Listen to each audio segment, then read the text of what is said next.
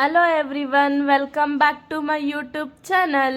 ಬನ್ನಿ ಇವತ್ತು ವ್ಲಾಗಲ್ಲಿ ನಮ್ಮೂರು ಕರಿಯಮ್ಮ ದೇವಿ ದೇವಸ್ಥಾನದ ಜಾತ್ರೆ ಹೇಗೆ ನಡೀತು ಅಂತ ತೋರಿಸ್ತೀನಿ. ಜಾತ್ರೆ 3 days ನಡೀತು.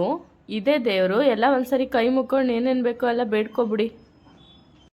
ಫಸ್ಟ್ ಡೇ ನೈಟ್ ನಾನು ರೆಡಿ ಆಗಿದ್ದು ಈ ಥರ.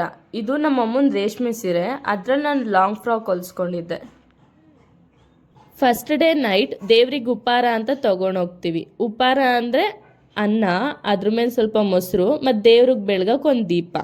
ನಮಗೆ ಡೆಕೋರೇಷನ್ಗೆ ಏನೇನು ಬೇಕೋ ಅದನ್ನೆಲ್ಲ ಮಾಡ್ಕೋಬೋದು. ಬಟ್ ದೇವರಿಗೆ ಬೇವಿನ ಸೊಪ್ಪು ತುಂಬ ಇಂಪಾರ್ಟೆಂಟ್.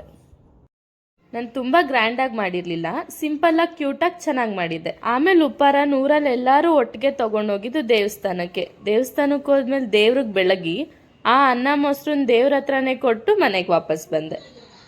ಸೆಕೆಂಡ್ ಡೇ ಮಾರ್ನಿಂಗ್ 4:30ಗೆ ಎದ್ದು ಮನೆ ಬಿಟ್ಟು ನಾವು ಹೋಗ್ತಿರೋದು ಕೃಷ್ಣರಾಜೇಂದ್ರ ಮಾರ್ಕೆಟ್ಗೆ.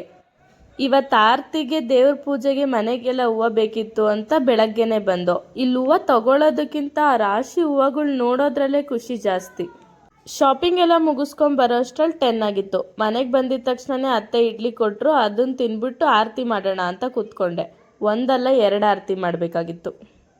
ನನ್ನ ಸಪೋರ್ಟಿಗೆ ಅನು ಕೂಡ ಇದ್ಲು. ಆಮೇಲೆ ಒಬ್ಬೊಬ್ಬರೇ ಬಂದು ಹೆಲ್ಪ್ ಮಾಡಿದ್ರು. ಸೊ 2 ಆರತಿನೂ ಬೇಗ ಮುಗೀತು. ಇದು ಆರತಿದ ಫೈನಲ್ ಲುಕ್. ಇನ್ನೊಂದು ಆರತಿದ ವಿಡಿಯೋ ಮಾಡ್ಕೊಳಕ್ಕಾಗಲಿಲ್ಲ. ಆರತಿ ರೆಡಿ ಆದಮೇಲೆ ಅತ್ತೆ ತಂಬಿಟ್ಟು ಮಾಡೋಕೆ ಹೋದ್ರು, ನಾನು ರೆಡಿಯಾಗಕ್ಕೆ ಹೋದೆ. ಫೈನಲಿ ಅಚ್ಚ ಕನ್ನಡದ ಸ್ವಚ್ಛ ಹುಡುಗಿರ ಥರ ನಾವಿಬ್ಬರು ರೆಡಿ ಆದ್ವಿ. ನಿನ್ನೆ ಉಪ್ಪಾರ ತೊಗೊಂಡೋಗ್ಬೇಕಾದ್ರೆ ಟಮಟೆಯವ್ರ ಮನೆ ಹತ್ರ ಬಂದಿರಲಿಲ್ಲ ಅಂತ ಹೇಳಿದ್ದಕ್ಕೆ ಇವತ್ತು ಮನೆ ಬಾಗ್ಲವ್ರಿಗೂ ಬಂದ್ಬಿಟ್ಟಿದ್ರು. ನನ್ನ ಮಾತಿಗೂ ಇಷ್ಟೊಂದು ವ್ಯಾಲ್ಯೂ ಇದೆ ಅಂತ ಇವತ್ತೇ ಗೊತ್ತಾಗಿದ್ದು. ಆಮೇಲೆ ಆರತಿ ತೊಗೊಂಡು ಫಸ್ಟ್ ಹೋಗಿದ್ದು ಪಟಾಲಮ್ಮ ದೇವಸ್ಥಾನಕ್ಕೆ.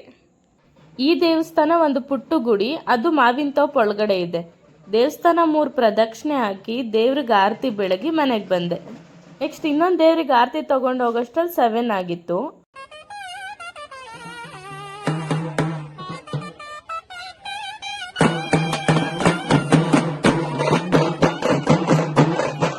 ಇವಾಗ ಆರತಿ ತೊಗೊಂಡು ಹೋಗ್ತಿರೋದು ನಮ್ಮೂರಲ್ಲಿರೋ ಕರಿಯಮ್ಮ ದೇವಿಗೆ, ಮತ್ತೆ ಇನ್ನೊಂದು ದೇವರು ಉಚ್ಚಮ್ಮ ಅಂತ.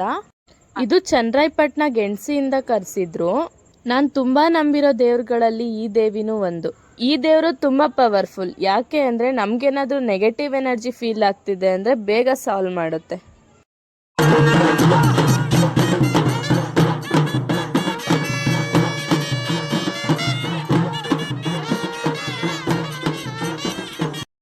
ಆಮೇಲೆ ಭೂತರಾಯ ಮೈ ತುಂಬಿ ಡ್ಯಾನ್ಸ್ ಆಡ್ತಿತ್ತು. ಅದನ್ನ ನೋಡ್ಕೊಂಡು ದೇವಸ್ಥಾನದಲ್ಲೇ ಕೊಟ್ಟಿರೋ ಪ್ರಸಾದನ ಫ್ಯಾಮಿಲಿ ಎಲ್ಲ ಅಲ್ಲೇ ಕುತ್ಕೊಂಡು ಊಟ ಮಾಡಿ, ಆಮೇಲೆ ಭಕ್ತಾದಿಗಳು ದೇವ್ರಿಗೆ ಅಂತ ಕೊಟ್ಟಿರೋ ಮೇಕೆ ಕುರಿನ ದೇವ್ರಿಗೆ ಬಲಿ ಕೊಡ್ತಿದ್ರು. ಅದನ್ನು ನೋಡ್ಕೊಂಡು ಮನೆಗೆ ಬಂದೆ. ಇದು ಡೇ 3. ಮೆರವಣಿಗೆ ದೇವರೆಲ್ಲ ಮನೆ ಹತ್ರ ಪೂಜೆಗೆ ಬಂದಿತ್ತು. ಪೂಜೆ ಮಾಡಿಸಿ ದೇವಸ್ಥಾನಕ್ಕೆ ಹೋಗಿ ಅಲ್ಲೂ ಪೂಜೆ ಮಾಡಿಸಿ ಆಮೇಲೆ ದೇವಸ್ಥಾನದಲ್ಲೇ ಬಂದವ್ರಿಗೆಲ್ಲ ಪ್ರಸಾದ ಇತ್ತು. ಪ್ರಸಾದ ಬಂದು ನಾನ್ ವೆಜ್.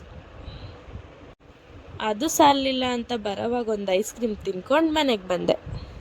ಸೊ ಇಷ್ಟು ನನ್ನ ಕಂಪ್ಲೀಟ್ ವ್ಲಾಗ್. ಇಷ್ಟ ಆಗಿದ್ರೆ ಲೈಕ್ ಮಾಡಿ, ಶೇರ್ ಮಾಡಿ, ಬಟ್ ಸಬ್ಸ್ಕ್ರೈಬ್ ಮಾಡೋದು ಮಾತ್ರ ಮರಿಬೇಡಿ. Thanks for watching.